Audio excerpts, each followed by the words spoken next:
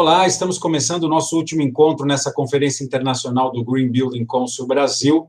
Obrigado pela presença, obrigado por estar aqui com a gente. Como vocês sabem, esse ano o evento aconteceu de forma diferente, totalmente online, né? Você pode assistir os nossos programas anteriores, checar a programação, acessar todo o conteúdo das sessões técnicas, tudo isso disponibilizado gratuitamente no nosso site, que você está vendo aí na sua tela. Hoje eu estou aqui com dois convidados também muito especiais, a Maíra Macedo, gerente técnica do GBC Brasil. Maíra, tudo bem? Tudo bem, Eduardo? Tudo bem, tudo bem. E o César Velasquez, diretor administrativo do GBC Brasil também. Oi, César. Oi, tudo bem? Tudo ótimo. No programa de hoje a gente vai falar de detalhes, técnicas, tecnologias, produtos, materiais e conceitos que fazem a diferença total nos novos ambientes projetados, né? Verdes, circulares e eficientes do ponto de vista energético e de reuso de água.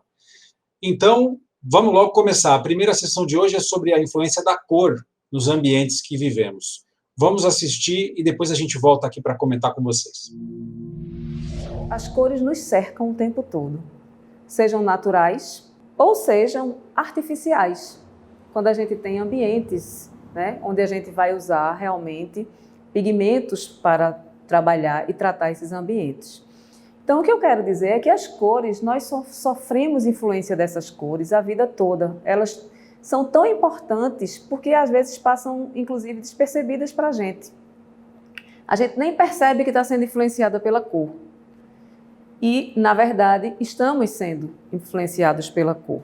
Quando a gente fala, então, de estudar a cor, a gente pode trabalhar e estudar sobre três aspectos. O aspecto físico, o aspecto fisiológico e o aspecto cultural. Existe um impacto psicológico das cores sobre nós, né? Ele pode ser consciente ou não. Quando a gente tem consciência, a gente pode pensar que impacto, que efeito eu quero que cause. Mas se eu não tenho consciência, eu posso tantas vezes sofrer isso e não sentir que estou sofrendo esse impacto até que venha alguém e ajude quanto a isso. Porque as cores podem nos impactar e vão mexer diretamente com as nossas emoções, com as nossas sensações, nossas ações, experiências, humor, energia, ânimo, né? Quantas vezes, às vezes, nos sentimos estimulados ou não a estudar por estar numa sala com determinada cor, né? Então, isso faz parte da nossa vida e quem trabalha com isso, né, os profissionais que trabalham com a cor devem estar atentos a como trabalhar isso, sem esquecer que é uma sensação individual. O importante é que é isso.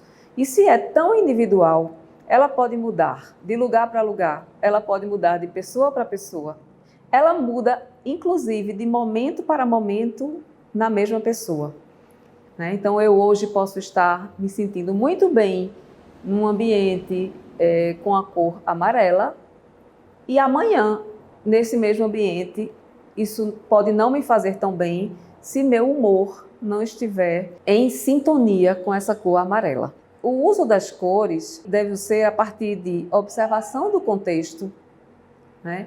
Eu tenho que entender que contexto é esse. Por isso tudo é que a importância de entender como as cores se combinam e como elas interagem entre si. No uso das cores, a gente pode trabalhar as cores dentro de espaços fechados. A gente pode trabalhar a cor para ampliar ambientes. Então, quando eu estou falando disso, eu estou falando de tintas, por exemplo, onde eu pinto um ambiente de cor clara, eu posso causar a sensação ou dar a impressão de que esse ambiente é mais amplo do que ele realmente é. Da mesma forma que se eu usar uma cor escura, eu vou dar a impressão de que esse ambiente é menor. Vale ressaltar que a gente tem que entender que não há modelo pronto, isso é um efeito que causa e que as pessoas podem se sentir diferentes.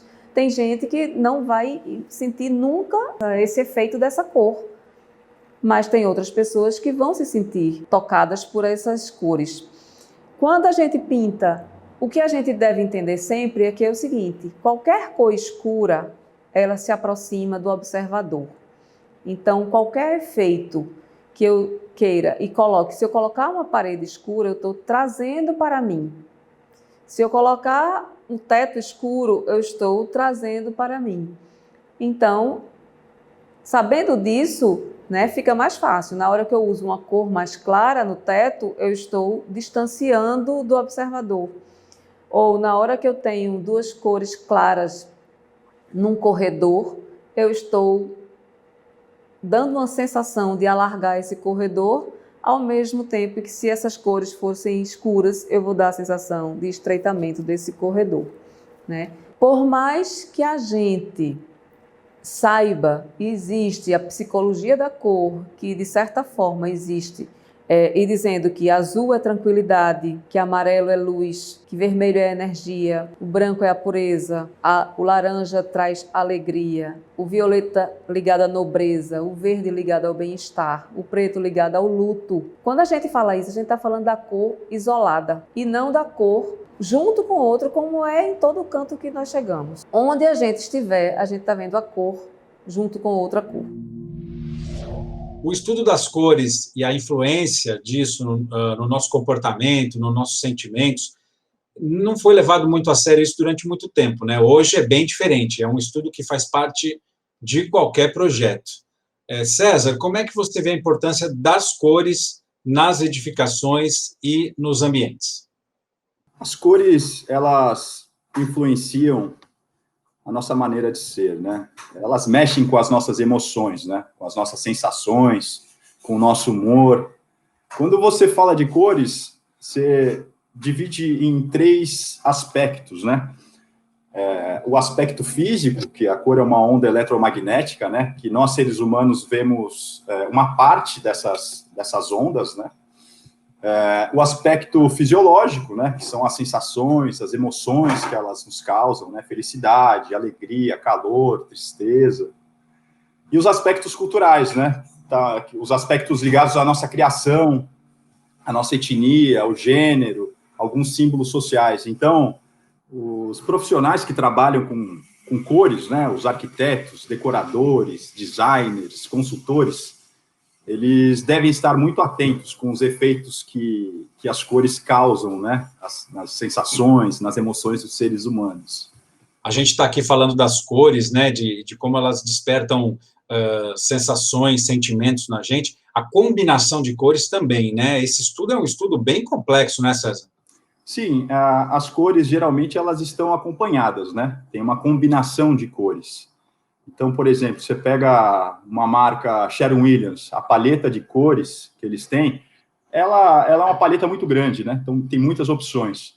Então, é importante aquela pessoa que vai trabalhar com as cores, ela tem que estar atenta, né? Qual é o efeito desejado? O que ela deseja naquele ambiente? Ampliar, alongar, estreitar, destacar algum lugar, né? Por mais que nós saibamos os efeitos psicológicos que as cores nos trazem, elas sempre estão juntas umas com as outras, né? E a gente precisa estar atento com os efeitos que essas combinações trazem. Exatamente. Assim, dando alguns exemplos, né, em relação ao impacto da cor no ambiente interno, por exemplo, algumas redes de fast food, elas acabam utilizando muito a cor vermelha. Por quê? O vermelho, ele acaba causando uma sensação de pressa em quem está ocupando esses estabelecimentos, como, por exemplo, o McDonald's, né? E a intenção é que tenha um giro maior de pessoas e que as pessoas não fiquem ali almoçando por muito tempo.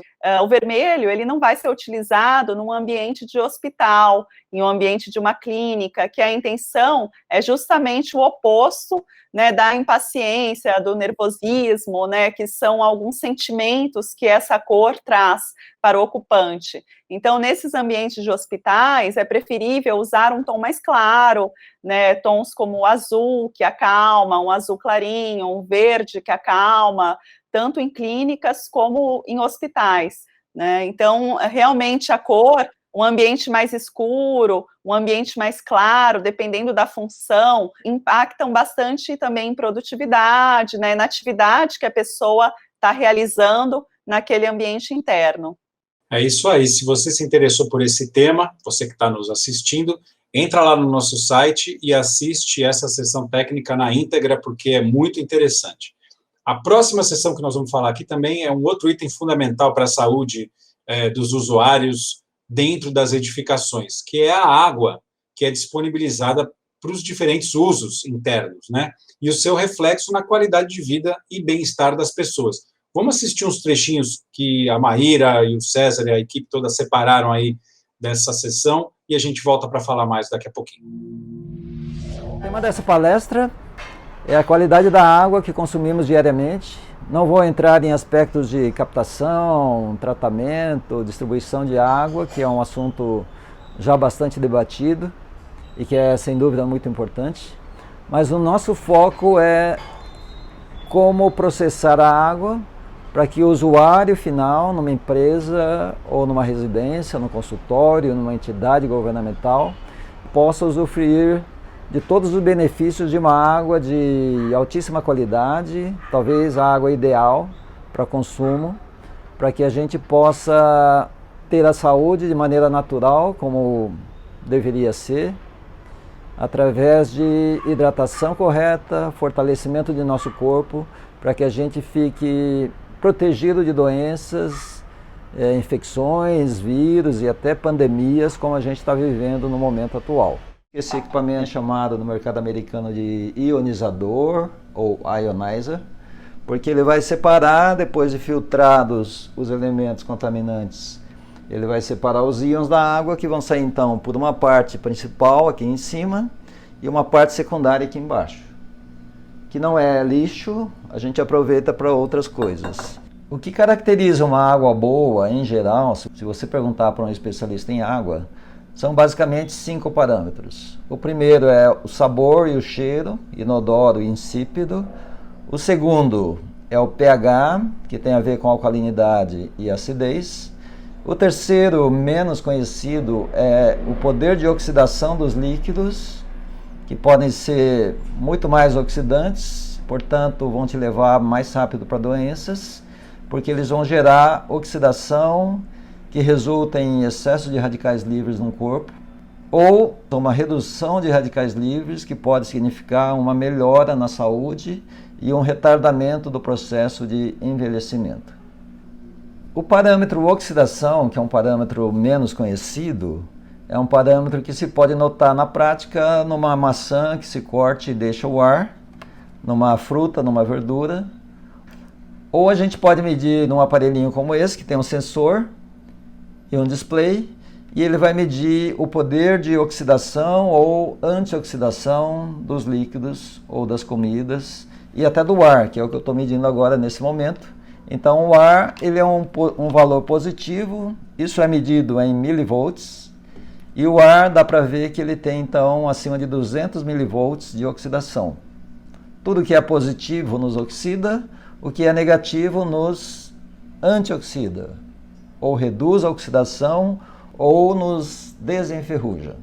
E líquidos que sejam antioxidante negativos, também chamado de ORP, Oxidizing Reduction Potential em inglês.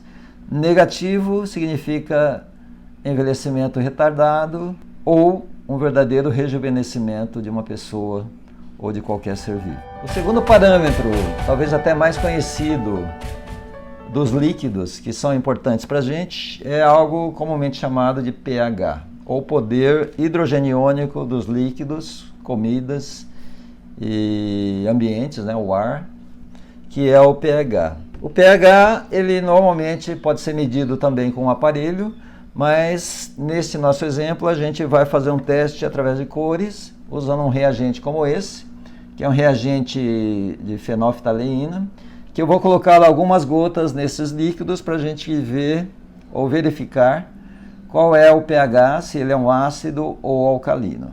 Existe um médico alemão chamado Otto Warburg, que em 1931 ele ganhou o Nobel de Medicina porque ele provou que se deixarmos o nosso corpo ficar ácido, que é o que cada vez mais está acontecendo com jovens, crianças e adultos, significa que estaremos abertos a mais doenças. E por isso essa onda, esta moda de águas alcalinas Se você acredita nesse médico alemão que ganhou o Nobel de Medicina, alcalino é bom, ácido é ruim. A pergunta que surge é, se adotarmos uma tecnologia como essa nas empresas, nas residências, nos consultórios, igrejas, etc., quanto tempo esse usuário ficaria para o lado alcalino, para o lado saudável da vida? Bom, a água é um tema vital e, ao mesmo tempo, passa um pouco despercebido, né? É aquela água que a gente abre ali a torneira e nem se atenta muito, né? Mas para os projetos Zero Energy, esse é um item fundamental e que vem ganhando atenção e novos estudos a cada dia. Aí pergunto, Maíra, em que sentido a água que é oferecida e utilizada numa edificação contribui para a qualidade do projeto?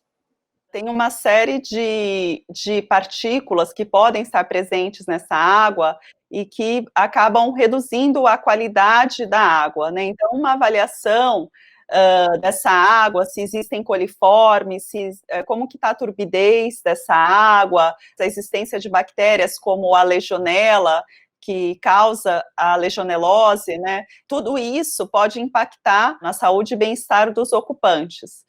Então, a água pode ser introduzida para consumo, né, a água que as pessoas vão estar ingerindo, vão estar bebendo, mas elas também têm o contato com a água pelo banho, né, a água que vem oriunda dos chuveiros, das bacias sanitárias, das torneiras. Então, ela precisa ser tratada porque ela pode causar doenças como a legionelose. Tá? Então, inclusive, a Associação Brasileira de Normas Técnicas já criou uma norma específica justamente para tratar da questão dessa bactéria encontrada nos sistemas de ar-condicionado. Na palestra também foi abordado ali o aspecto da sustentabilidade e da biossegurança, que é um aspecto aí de importância cada vez mais relevante diante da experiência recente que a gente está tendo aí com as contaminações pandêmicas, né? César, como é que a tecnologia está mudando essa realidade para trazer mais segurança quando a gente fala de água, por exemplo? O ser humano ele é composto aproximadamente 70% de água. Então, logo a gente pode sugerir, né, que quanto melhor a qualidade dessa água, mais saudável seremos, né? Essa palestra ela é muito bacana porque ela apresenta um mecanismo chamado ionizador ou câmara de eletrólise, que é um equipamento que, após filtragem e purificação, ele separa os íons de hidrogênio da água, tornando ela mais alcalina. Tá? A sugestão é que quanto mais alcalina a água, mais saudável ela seria. Porque o que define a qualidade de uma água seriam alguns parâmetros, como a pureza, o pH, o potencial de óxido-redução, a capacidade de hidratação e a condutividade. Né? Quanto menor o potencial de óxido-redução, né, do ORP, segundo alguns médicos nutrólogos, mais saudável essa água seria, né? Então, uma água ionizada, que passa por esse ionizador, por essa câmara de eletrólise, ela possui um ORP muito baixo, aproximadamente de menos 600 mV, enquanto uma água da torneira, ela tem um potencial de óxido-redução de 400 mV positivo, né? Então, o que sugere-se nessa palestra é, quanto menor o índice de óxido-redução, quanto mais alcalina essa água, o pH dessa água, mais saudável ela seria para o ser humano. Então, é muito curioso essa palestra, porque nos faz prestar atenção em alguns parâmetros, em alguns cuidados que a gente não tem muito com a água, né? A gente acaba pensando se aquela água ela é potável ou não, mas tem outros parâmetros por trás que, se forem levados em consideração, ela pode tornar a água um pouco mais saudável para o consumo. Muito bom. A gente segue falando de saúde, né? Vamos para a terceira sessão desse nosso último programa do evento. E, para ser mais específico, nós vamos falar da percepção que a gente tem do que é ser saudável. Vamos entender mais o que é isso assistindo os trechos que foram selecionados da sessão e a gente volta já já. Eu tive uma oportunidade muito legal depois de ter estudado medicina, feito minha residência, onde eu comecei a estudar inovação. E quando eu voltei, eu já não conseguia mais ser aquela médica tradicional que trabalhava em hospitais e comecei a trabalhar um pouco e estudar muito sobre exatamente essas mudanças, principalmente dentro da área médica. E cada vez mais que eu estudava mais sobre saúde, eu entendia que a percepção sobre saúde dos profissionais de saúde era muito diferente da percepção de saúde das pessoas ao nosso redor, dos nossos pacientes, inclusive, né? A gente sempre pensou em saúde como algo que trata doenças, e acho que a sociedade em si nunca pensou tanto em ter mais saúde. E isso até para a gente que é médico se tornou uma pergunta difícil. A gente não foi treinado para dar mais saúde, a gente foi treinado para tentar tirar a doença. E eu comecei a trabalhar muito com a ideia de que a gente precisava criar novos formatos, novas tecnologias, novos produtos, novos serviços, e trabalhei muitos anos com consultoria de inovação voltada muito para a saúde. E eu sempre acreditei muito numa frase que a melhor forma da gente prever o futuro é a gente criar o futuro que a gente quer. Porque o futuro é imprevisível, mas nós podemos criar aquilo que nós queremos desenvolver com responsabilidade da consequência que a gente quer nesse futuro desse mundo. E eu comecei a entender uma oportunidade muito legal. Quando a gente fala sobre saúde, a definição de saúde da Organização Mundial da Saúde, ela define que saúde é um estado completo de bem-estar biopsicossocial e não apenas ausência de doença. Quando eu me deparei dentro dessa oportunidade de dizer que com o meu conhecimento de saúde, estudando sempre saúde pública, onde a gente sempre colocou a responsabilidade sobre isso no governo, né? A construção de uma cidade, o urbanismo, ser um planejamento urbano, isso sempre está muito associado a uma questão mais macro. Quando a gente pensa, poxa, mas quem que constrói as cidades? Quem constrói as cidades são os pequenos incorporadores do mundo inteiro, né? Cada prédio, cada bloco, cada quadra, aquilo tudo é construído, a forma como as pessoas vivem, a forma como elas vão conviver, o trabalho, a forma como elas caminham, a forma como elas consomem, isso tudo vai ser muito determinado pela forma como nós construímos as cidades. E isso é uma tremenda oportunidade, mas também vem com muita responsabilidade, porque a forma como nós criamos os ambientes determina a forma como as pessoas vão se comportar. Nós podemos melhorar isso, né?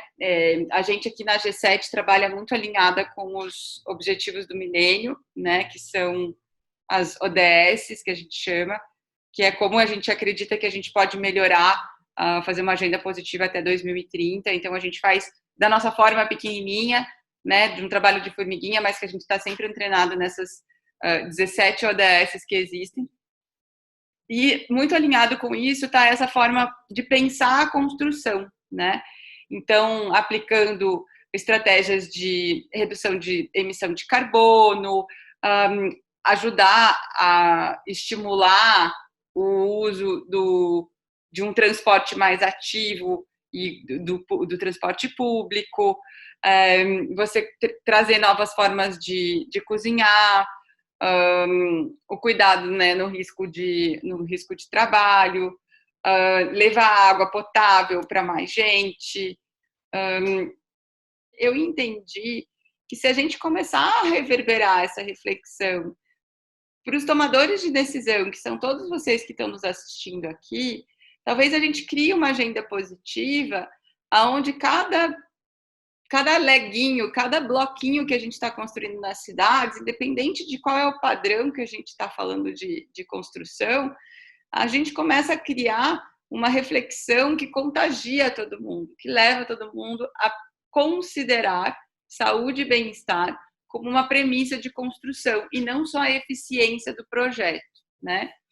Se a gente pensar, as pessoas passam de 85% a 90% do tempo delas dentro dos lugares onde a gente constrói, né? Ou elas estão em casa ou elas estão no trabalho. E agora, talvez a pandemia tenha vindo com uma grande onda de aviso de que isso é uma verdade, onde a gente vê um mercado imobiliário se tornando o grande protagonista até da reflexão sobre o Covid e a pandemia.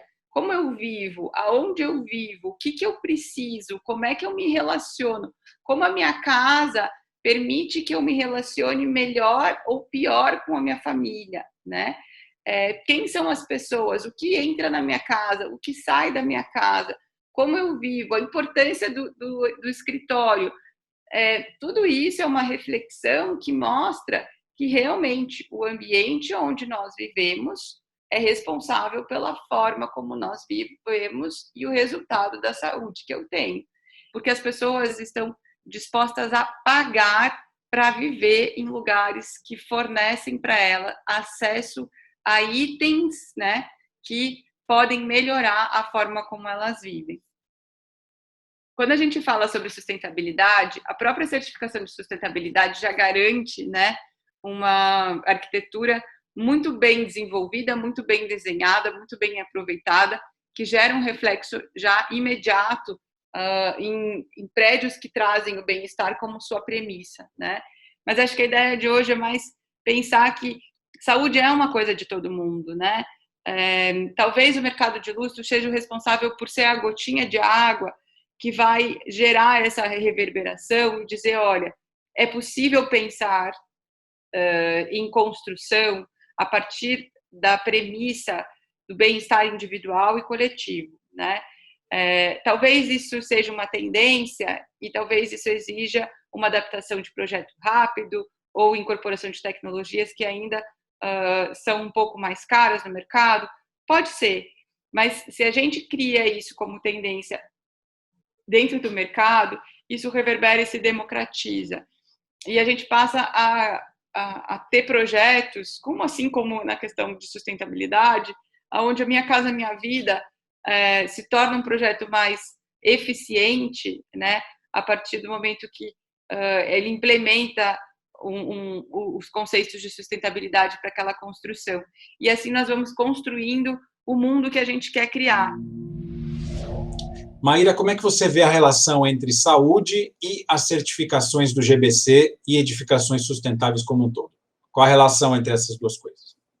Existe um impacto muito grande da edificação para o bem-estar e para a saúde das pessoas que vão utilizar esses edifícios, né? Então, é muito importante tratar da qualidade do ambiente interno. E as edificações sustentáveis e que estão num processo de certificação, que estão certificadas, existem algumas estratégias específicas para a qualidade do ambiente interno. Então, é necessário um cuidado com o conforto térmico, com o conforto luminoso, ou seja, a iluminação precisa ter um equilíbrio, incluindo também o conforto acústico, a questão da biofilia, que é a relação homem-natureza, é a relação que aquele ocupante vai ter dentro daquele edifício com o verde. Então, todas essas questões são tratadas nessas ferramentas de certificação. Um outro exemplo de estratégia que eu gostaria de colocar e que está totalmente linkado com esse momento atual que a gente está vivendo é a qualidade interna do ar, né? Então, existem algumas partículas que são emitidas por materiais instalados nesses ambientes de forma permanente, por tintas, próprio mobiliário, adesivos, selantes, que ficam no ar e que a gente nem percebe. São os compostos orgânicos voláteis que são emitidos por esses materiais e que vão se instalando dentro do nosso organismo e que, ao longo do tempo, vão impactar no nosso bem-estar e na nossa saúde. César, de que forma o ambiente pode influenciar positivamente na saúde das pessoas? E aí, de acordo com a palestra, né, não apenas como ausência de doença, mas, na verdade, numa percepção real de bem-estar, quer dizer, é enxergar a saúde não só como ausência de doença, mas como realmente bem-estar. Como é que o ambiente pode influenciar nessa mudança de percepção? Eu gosto muito dessa palestra, Incorporando Saúde, porque uma das associadas do GBC, né, a AG7, ela conta com a diretora, doutora Andressa Gulin, e ela trouxe uma visão diferente para dentro da construção, né? Além de pensar na sustentabilidade dos recursos dessas construções, ela traz uma visão mais humanizada dos ocupantes. O que me deixa muito satisfeito é saber que uma pessoa como a Andressa, uma médica, consegue enxergar na certificação do GBC Brasil esses conceitos voltados para os ocupantes e conseguir aliar a parte da sustentabilidade, né, e sem perder o foco com o principal, que são as pessoas que ocupam esses prédios, né. A gente tem que estar sempre pensando em como melhorar a vida das pessoas, né? Como é que a gente pode fazer uma agenda positiva, né? Como pensar essa construção de uma maneira mais saudável, né? Esses conceitos voltados para os ocupantes e conseguir aliar a parte da sustentabilidade, né? E sem perder o foco com o principal, que são as pessoas que ocupam esses prédios, né? Tem um estudo que fala que as pessoas, hoje em dia, elas estão dispostas a pagar mais por ambientes mais sustentáveis, né? Então, elas estão dispostas, né, a pagar um pouquinho mais para viver em lugares que oferecem itens que podem melhorar a maneira como elas vivem. Então, estimulando uma caminhada, estimulando o contato com a natureza, estimulando a atividade física, o cuidado com a saúde, o viver, né, em comunidade. Então, é uma palestra que consegue nos trazer uma visão de construção além da sustentabilidade. Construções que são saudáveis para as pessoas que as ocupam, entendeu? Maíra, o GBC já tem uma certificação específica para arquiteturas que privilegiam o bem-estar? Sim, nós temos a certificação GBC Brasil Casa e Condomínio, a qual ela vai tangenciar a questão de saúde, bem-estar e de conforto em todos os créditos da ferramenta, e vai ter um capítulo específico sobre a qualidade do ambiente interno, que vai tratar questões como conforto térmico, acústico, luminoso, qualidade do ar. Inclusive, a gente está lançando essa certificação agora no nosso evento. E essa ferramenta, ela tem um peso, né, para cada tema, né, e 40% dela está relacionada à questão de saúde, bem-estar e conforto das pessoas que ocupam esse ambiente interno, seja um apartamento residencial ou uma residência. Então, ela vai trazer uma série de diretrizes, inclusive algumas questões também muito atuais, que a gente teve a necessidade de criar com base nesse momento de isolamento social, de pandemia que estamos vivendo. Então, ela requer ambientes adaptáveis, flexíveis, né? Requer também a possibilidade da pessoa que mora nessa casa ou nesse apartamento estar realizando atividades físicas, algumas medidas também para controlar as partículas contaminantes que chegam do ambiente exterior para o ambiente interno. Então, essas diretrizes, elas são muito importantes nesse sentido.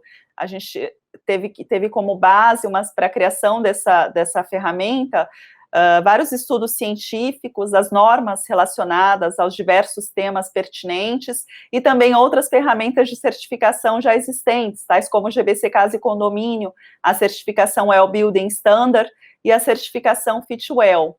E a gente também se baseou nos princípios de Objetivos de Desenvolvimento Sustentáveis da ONU, nos ODS, e também nos princípios do Better Places for People, que é um comitê do World GBC, criado justamente para discutir e para desenvolvimento de estudo de melhores lugares para as pessoas. A certificação do GBC Brasil, ela já garante, né, uma arquitetura bem resolvida para prédios que trazem o bem-estar, a qualidade de vida, o conforto em sua premissa. E a gente tem consciência que a saúde é para todos, né, e que talvez o mercado de luxo seja o protagonista desse movimento. Mas se o mercado da construção abraçar essa tendência de ficar dar mais importância ao usuário, ao conforto, qualidade de vida desse ocupante, projetos mais populares como Minha Casa Minha Vida, eles podem vir a se tornar uma realidade, sendo construídos e projetados com mais saúde, com mais atenção ao bem-estar dos ocupantes. A gente tem até um caso de certificação GBC Brasil Condomínio, Minha Casa e Minha Vida, né, Maíra? Sim, a gente tem tanto o projeto registrado, né, como certificado, né, no Minha Casa Minha Vida. Então, a gente teve recentemente a certificação do Edifício Pinhais, que é um projeto baixo padrão, né, Minha Casa Minha Vida, e temos outros projetos em processo da certificação, em vias de certificar. São exemplos de que o baixo padrão também consegue uma certificação, também consegue ser sustentável, que não é necessário um investimento muito grande para a edificação se tornar sustentável e ser mais confortável para os ocupantes. Temos um outro exemplo como Terra Mundi, em Goiânia, que inclusive foi o primeiro condomínio certificado no Brasil, é um baixo padrão. Muito bem, muito bem. Lembrando que quem quiser saber mais sobre esse assunto, é só entrar no nosso site, que o endereço está aí, e assistir a sessão técnica na íntegra. O conteúdo está todo lá. E seguindo agora com mais uma sessão, a gente vai falar da Casa Tânia Trajano, que recebeu em janeiro desse ano, janeiro de 2020, o selo ouro do GBC Brasil. Projeto muito interessante. Vamos ver do que se trata. Olá, sejam bem-vindos. Meu nome é Tânia Trajano, sou arquiteta e sempre tive muito interesse em sustentabilidade, até que encontrei o GBC, onde eu pude fazer cursos que me deram embasamento de compreender todo esse sistema de sustentabilidade. Após eu finalizar os cursos de sustentabilidade junto ao GBC, eu me interessei tanto pelo assunto que eu, através da minha empresa, Ambiência e Arquitetura, eu me tornei membro do GBC, né? Para realmente fazer parte de todo esse processo, de todo esse movimento de sustentabilidade. Algumas imagens aí que demonstram como que a luz natural se distribui uniformemente dentro desse ambiente da sala, criando assim não só o aspecto da redução de iluminação, que conversando com a Tânia, ela explicou que praticamente não acende as lâmpadas durante o dia, mas também tem o aspecto qualitativo e todos os benefícios que a luz natural traz, e nesse caso a luz difusa, né? Que é a luz que não causa problemas de aquecimento. Essas duas imagens mostram também isso. Quanto ao paisagismo, não poderia ter outra cara se não tivesse uma pegada sustentável também. Trabalhar com as plantas nativas e espécies da região, adaptadas ao regime de chuva, foi fantástico, pois além de criarmos um jardim que se adaptasse muito rápido ao local, podemos resgatar de volta toda uma biodiversidade de aves e insetos. Para proporcionar privacidade e um conforto térmico maior na casa, trabalhamos com árvores como os ipês, eritrina, tataré e a paineira rosa, também o palmito jussara. A casa também apresenta um jardim com vários tipos de bromélias e helicônias de Mata Atlântica, que também se adaptaram bem ao jardim. Já a grama, tivemos o cuidado de trabalhar com uma espécie que não fosse invasora, e optamos pela grama batatais, que também é nativa. Uma construção sustentável é como se fosse um ser vivo, né? Ele é composto de diversas partes e você precisa de todas essas partes, e essas partes precisam estar funcionando bem juntas. Então, é uma maneira diferente de trabalhar. A gente teve muita sorte que o pessoal do nosso time, esse time que a Tânia ajudou a montar, é um pessoal muito bacana e muito assim, interessado em fazer coisas novas, né? Porque é uma coisa muito nova. E aí a gente também certificou essa casa. Essa casa é certificada pelo referencial GBC Brasil Casa. A casa foi certificada com nível ouro. O que eu devo considerar para ter uma casa sustentável? Então, a certificação, ela te dá esses parâmetros. Então, é um processo muito interessante. A certificação, ela foi elaborada, uma participação voluntária de diversos profissionais do mercado. Então, você tem os melhores profissionais da área de energia, da área de saneamento, de água, arquitetos que trabalham com materiais específicos, reciclados e tudo mais. Essas pessoas contribuíram para a certificação, para a elaboração da certificação e elaboração desses parâmetros. Então, você pode ter certeza que quando você procura um imóvel e ele for certificado, você tem certeza que você está comprando um produto que é sustentável. coisa que eu gosto de salientar é que a experiência de todos os operários da obra, desde o pedreiro, ajudante, encanador, eletricista, os terceiros, foi muito bacana no sentido de uma conscientização com o meio ambiente, tá? Nós demos vários cursos para eles, onde colocar o resíduo, separação de todo esse resíduo, o canteiro de obra sempre limpo, sem jogar papel. Para os fumantes tinha um ambiente, um espaço reservado para jogar as bitucas, porque queira ou não, tudo isso você está poluindo o meio ambiente, né? E isso foi um fator multiplicador para esses operários. Depois que nós terminamos a obra, a Casa da Tânia, eles estão locados em outras obras e nós percebemos todos, assim, o pessoal que cuidou desse processo de gestão, que o comportamento deles é diferente, né? A gente chega numa obra que não é certificada, mas eles continuam com esses critérios e essa educação que eles tiveram ali no processo, né? Todos os resíduos separados dentro de uma possibilidade de espaço, é claro. Na casa da dona Tânia, nós tivemos a oportunidade de ter um lote de apoio, onde a gente conseguiu fazer baia de madeira, o espaço do metal, os bags que nós compramos para separar o papel, papelão, plástico, tudo separado. E, inclusive, esse pessoal, às vezes, por falta de espaço, nos cobra de conseguir com essa conscientização. E a gente está procurando fazer isso nas obras, mesmo sem ser certificado. César, como é que foi o processo de certificação da Casa Tânia Trajano?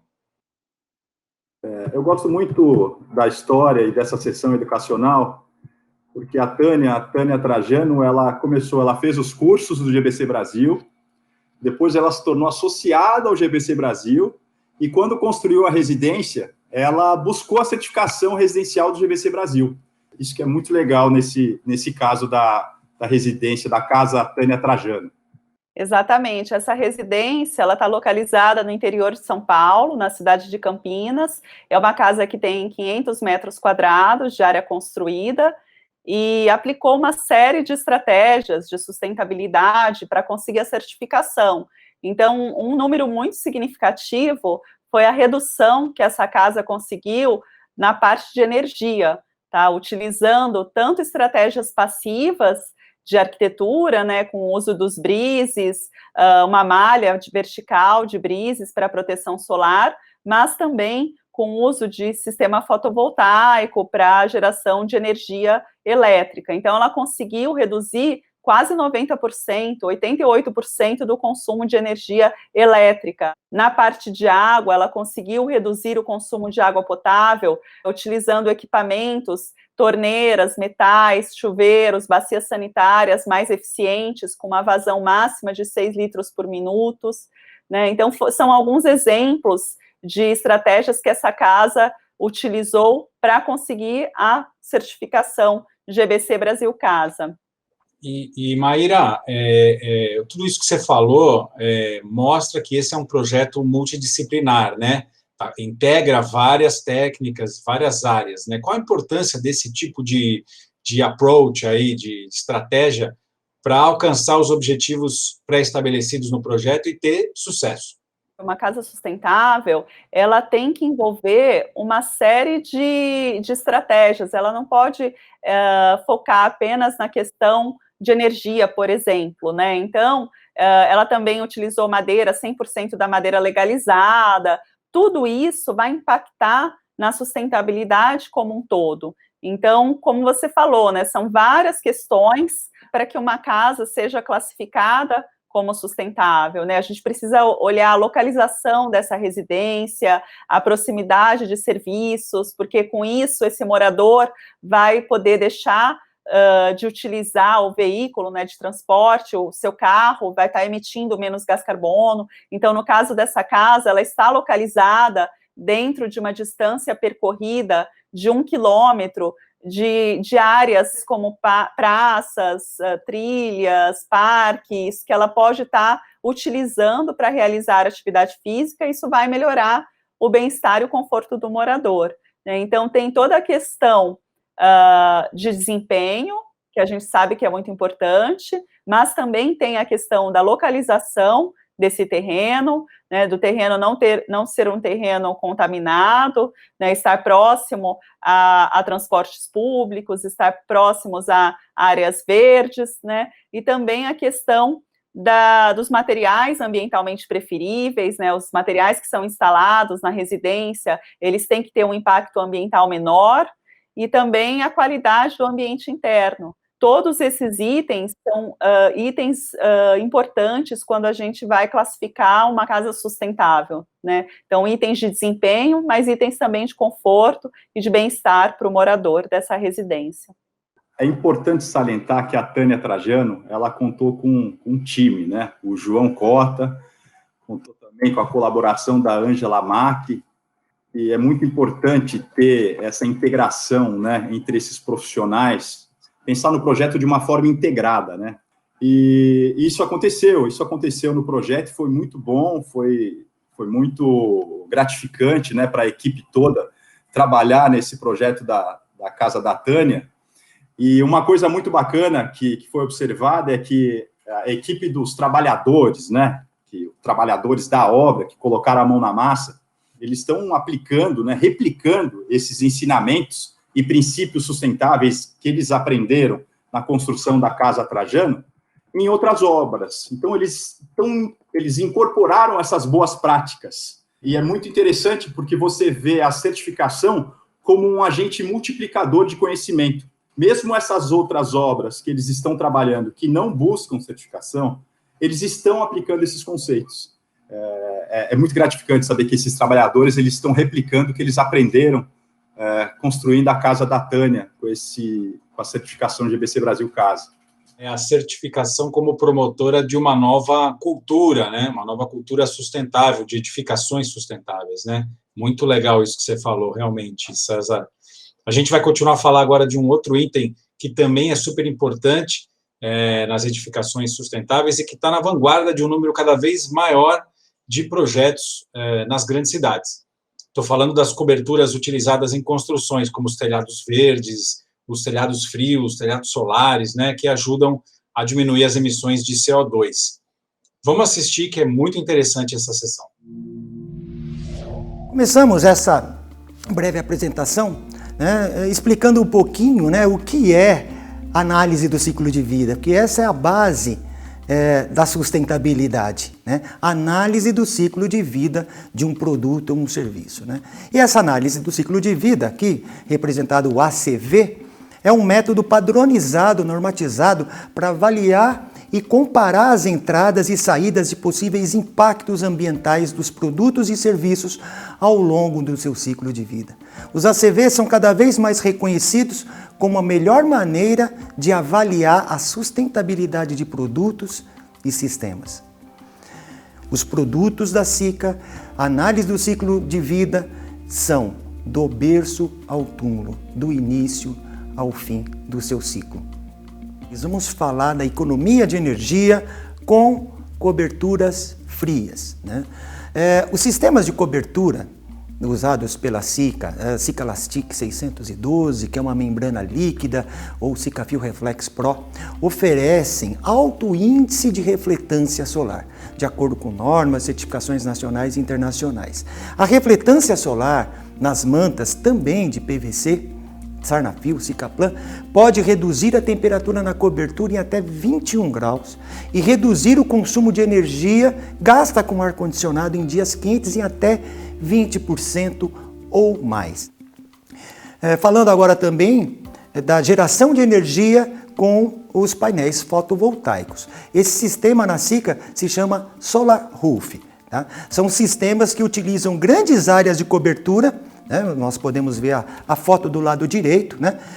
Para a produção da energia própria deste local, desse galpão. Tá?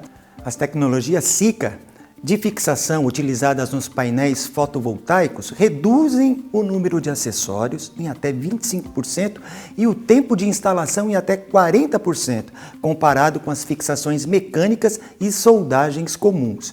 E mais importante ainda, esse tipo de tecnologia de fixação não fura, não perfura ou não altera a instalação da manta de PVC colocada na cobertura. Elas são soldadas por sobre a manta. Tá?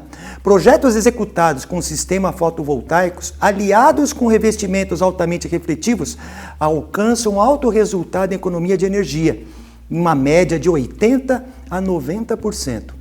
Os sistemas SICA de cobertura verdes controlam e retêm as saídas de água em tempestades. As coberturas verdes também filtram o ar, absorvendo e convertendo o dióxido de carbono em oxigênio, né? A chamada fotossíntese, tão conhecida aí que nós conhecemos na escola. Reduzem o consumo de energia e o efeito de ilhas de calor, criando então um novo microclima. Eu queria aqui, neste slide, explicar um pouco sobre o que é a ilha urbana de calor, né?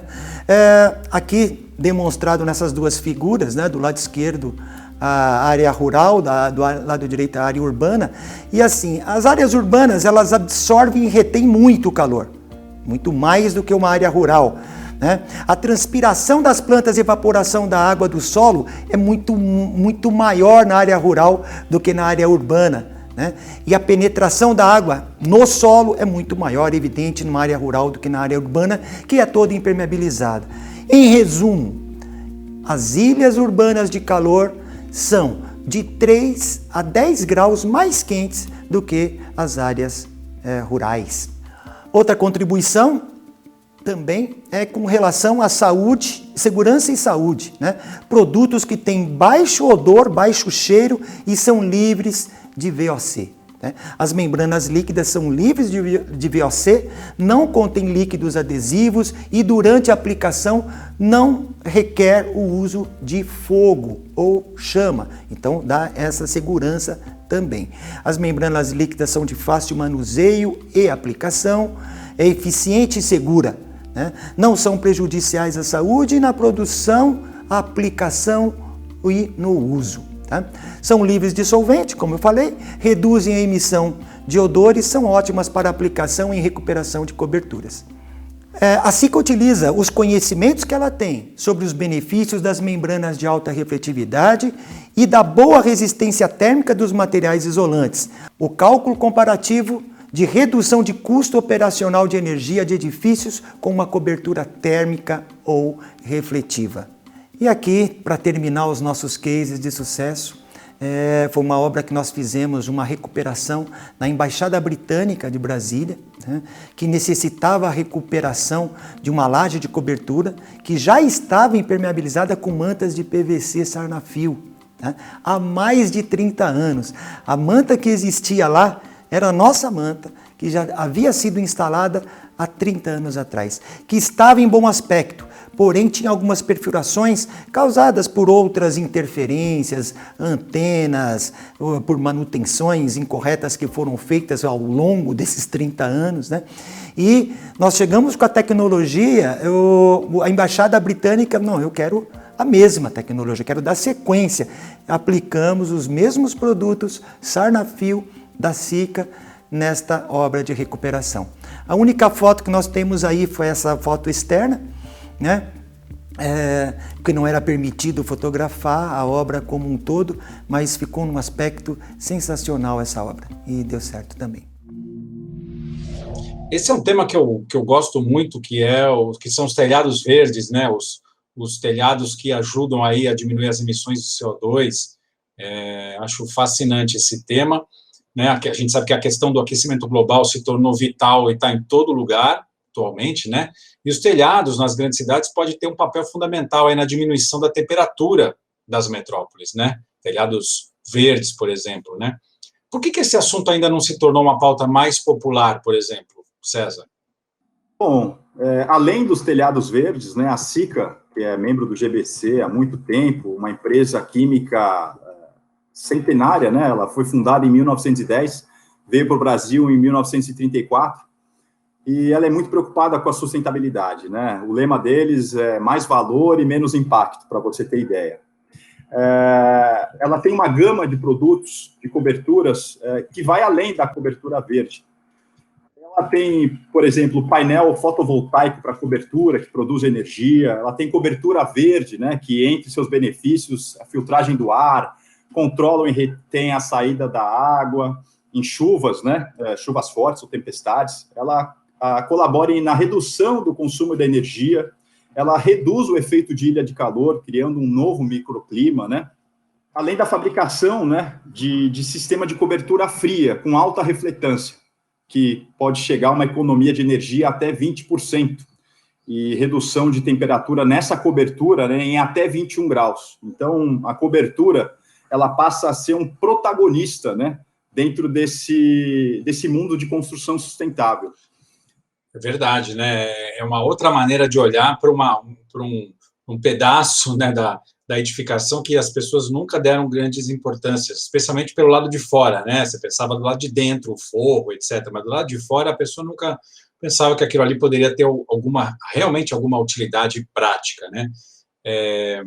Maíra, como é que você vê as vantagens desse tipo de telhado? Ele falou dos painéis fotovoltaicos e dos telhados verdes. Como é que você vê isso no contexto das grandes cidades, aí, das grandes metrópoles? As coberturas, as edificações, elas têm um papel fundamental. É como se fosse a pele, né? Além das paredes, a cobertura faz parte da envoltória. Então, toda a troca térmica, inércia térmica do ambiente externo com o interno vai se dar por essa pele da edificação, que envolve as paredes e a cobertura. Então, essas vedações, elas têm que estar muito bem feitas, em termos de projeto, em termos de soluções construtivas, e o telhado verde e as coberturas, as superfícies frias, as impermeabilizações, elas têm um papel fundamental. Como o César colocou, ela é capaz de reduzir o fenômeno ilha de calor, né, nos centros urbanos, que são massas térmicas de calor por conta da falta de vegetação, por exemplo, nesses centros. Além disso, a gente tem também as superfícies frias, né, que têm um índice de refletância solar menor do que as superfícies quentes, que também são fundamentais nesse processo para a redução do fenômeno ilha de calor. Tá? E também as vedações, que protegem de infiltração, né? Então, além da questão térmica, tem toda a questão da umidade, né? Então, de chuvas, esse telhado ele vai estar totalmente voltado para todas as condições climáticas, as intempéries daquela cidade. Então, uma boa impermeabilização pode evitar uma série de problemas futuros, de infiltração de água dentro dessas edificações, né? Então, por isso, a importância de uma boa vedação dessas edificações e residências. É isso aí, muito legal. Se você também se interessa por esse tema como eu, entra aí no nosso site, o endereço está aí para você, e assiste essa sessão técnica na íntegra. Muito informativa, muito interessante mesmo. E a gente agora segue para a última sessão do nosso último dia do evento, e a gente vai falar de um assunto muito importante, que é saber como é que os materiais vêm sendo adaptados e desenvolvidos para atender às certificações e às exigências do mercado. Vamos dar uma assistida e a gente volta já para comentar. Bom, eu já começo aqui com alguns números que, de fato, chamam a atenção e nos fazem perceber a importância e a relevância da gente pensar que tipo de material que a gente está utilizando nas nossas construções e entendendo, tentando ter em mente sempre o ciclo de vida, né? Porque ele, apesar de ele é um produto que está dentro de uma embalagem e ele tem um uso útil, tempo de vida útil para em seguida ser descartado. Então, hoje no Brasil, só para a gente ter uma ideia de números, de acordo com o último panorama de resíduos divulgado pela Brelp do ano de 2018, o Brasil gerou 71 milhões de toneladas aproximadas de resíduos no ano de 2018. 3.331 municípios com coleta ou destinação inadequada, que acabam indo parar em locais inadequados, como rios ou áreas verdes, ou mesmo descartados em áreas dentro das cidades. 29 milhões de toneladas de resíduos enviadas a lixões e aterros controlados no ano. E já trazendo para a construção civil, nós temos aí uma ordem de 122 mil toneladas de resíduos dia coletados pelos municípios. Então, para a gente ter uma ideia da magnitude e da importância da gente pensar o material que nós estamos utilizando e todo o processo produtivo, a cadeia. Aproximadamente 30% das emissões globais de gases de efeito estufa estão relacionadas ao setor da construção civil. Mais de 200 mil pessoas mudam por dia para centros urbanos, então estão aí precisando de mais espaço, mais materiais para se construir habitações, construir locais de trabalho. De 25% a 40% da energia global é consumida por edifícios, por edificações.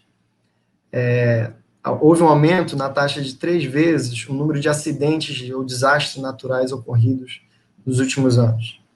3 bilhões de toneladas de materiais são consumidas por ano. Então, nós, quanto consumidores, as empresas, consumimos em torno de 3 bilhões de toneladas de materiais, né? E praticamente 50% do consumo do aço do mundo está voltado ao setor da construção civil. E além de toda a questão de desafios, a gente tem algumas oportunidades, né? A pesquisa do IBOP também do ano de 2015, que foi relacionada a consumo, fez entrevista com várias pessoas e avaliou que 40% dos consumidores pagariam mais por itens ecologicamente corretos. Então, vou falar aqui, como eu já citei antes, do capítulo de materiais e recursos, em específico de 4 créditos.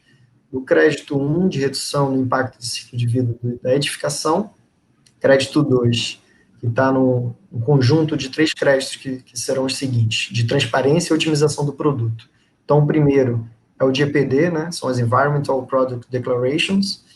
Em seguida, o crédito que trata da origem, suprimento de matérias-primas, quais são as características desses materiais.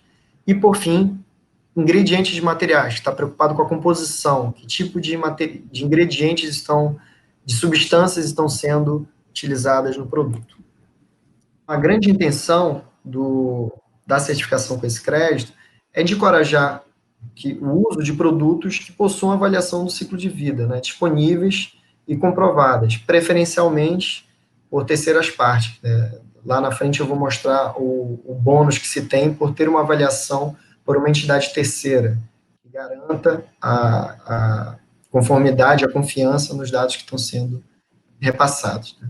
E, além disso, de recompensar as equipes de projetos que selecionam fabricantes que têm um mecanismo de melhoria contínua no seu desempenho ambiental. Então, quanto melhor o desempenho ambiental do produto, em comparação com outros produtos ou com a média do setor, maior vai ser a chance também de ganho de ponto. Parte do objetivo dessa conversa aqui é também a gente trazer um pouco dessa tradução. Então, naquele a gente mostra o sumário dos créditos abordados, né? São 5 no total, a gente vai abordar especificamente 4. Então, materiais e recursos, né, a análise do ciclo de vida do edifício, do produto, a origem de matérias-primas e composição dos materiais. A parte de desvio de resíduos a gente não vai explicar especificamente, mas só para mencionar aqui. Falando de ciclo de vida do produto, exatamente essas são as EPDs, então são 6 hoje, contando com vergalhão CA50-60, pregos, arames, telas e treliças, bobinas a quente para parte da estrutura soldada, seja em aço de baixa ou alta resistência, o galvalume e o zincado. E ali tem até uma figurinha sobre como, para cada estágio do ciclo de vida, né, o A, que é a produção do material, o B, que é o uso, o C, que é a demolição, e o D, que é o pós, né, que leva em conta a questão da reciclagem, que é tão importante. Então, para você efetivamente conseguir comunicar de forma assertiva, de forma correta, ética, a qualidade ambiental do seu produto, você precisa medir. Então, uma coisa está relacionada com a outra. Para você informar o seu cliente do que o seu produto é feito, para que ele foi feito e de que forma ele foi feito, nisso está a credibilidade, o compromisso que a indústria precisa seguir evoluindo ao longo do caminho.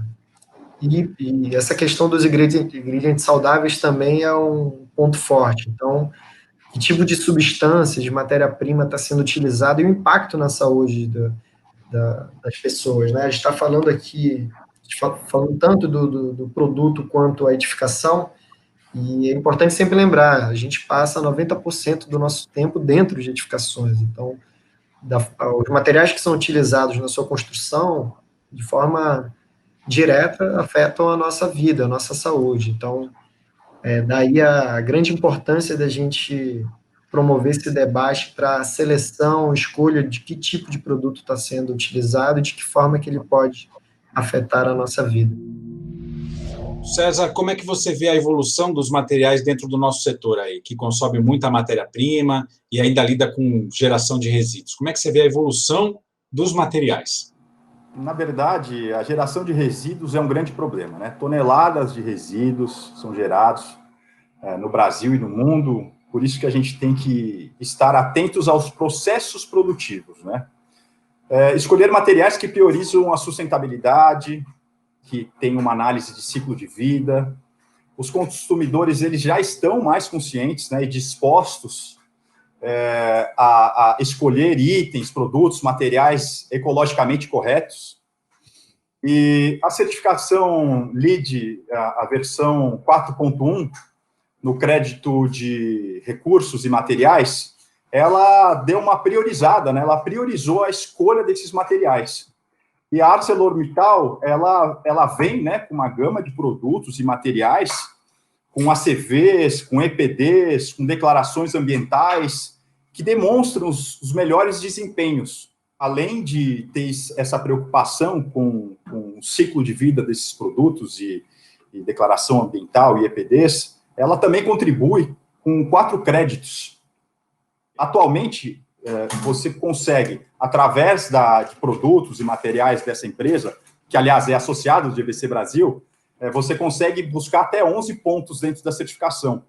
Então, é muito importante estar atento a quais materiais você está utilizando e se esses materiais têm uma análise bem minuciosa, né, dos impactos que elas causam na nossa vida, na nossa natureza, no planeta, né?